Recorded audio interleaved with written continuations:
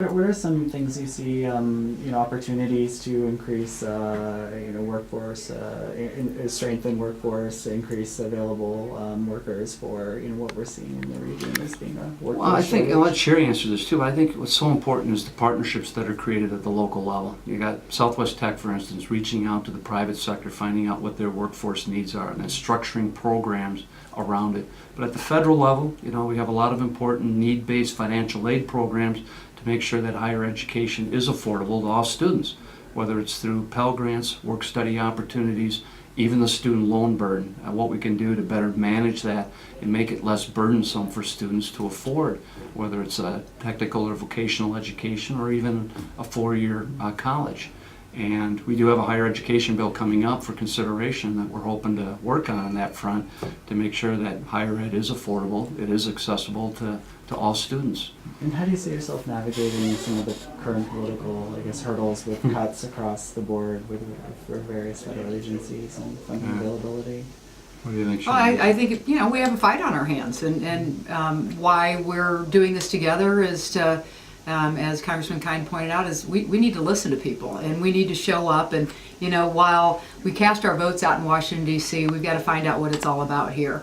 And so, we go back out to Washington next week. We know that we're asking folks at every stop that we're making what's working here, what's not working here. We had a lunch and learned from the village president of Potosi what they're doing to make a difference in a town of 700 people. They've got a $5 million impact with their Potosi brewery.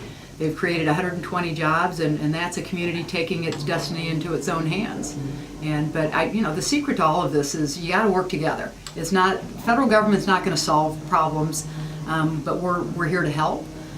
But when you've got a community that's taking ownership, and when you've got a company like we have here today looking at ways to grow, we just want to be of assistance. But we've learned some great stories here today, and we'll take that back with us when we go to Washington next week. I think one thing that Cheri and I are hearing on a consistent basis in our respective districts, people are so tired of the hyper-partisanship and how polarized and how gridlocked the political system has gotten. And we've been working hard to try to build bridges, to work hard to find common ground, even with our colleagues across the aisle, because ultimately we're going to need to find those areas that we can reach agreement on in order to advance issues that are important to people's lives back home here.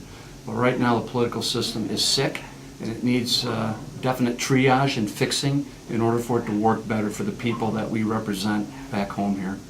Do you see yourself being able to support some of these local initiatives given some of the hurdles that you're facing? Oh yeah, we're in the minority party out in Washington, and as Congressman Kind said, we've got to work together. That's the only way we can have any level of success, is to reach across the aisle and find common denominators to start a dialogue.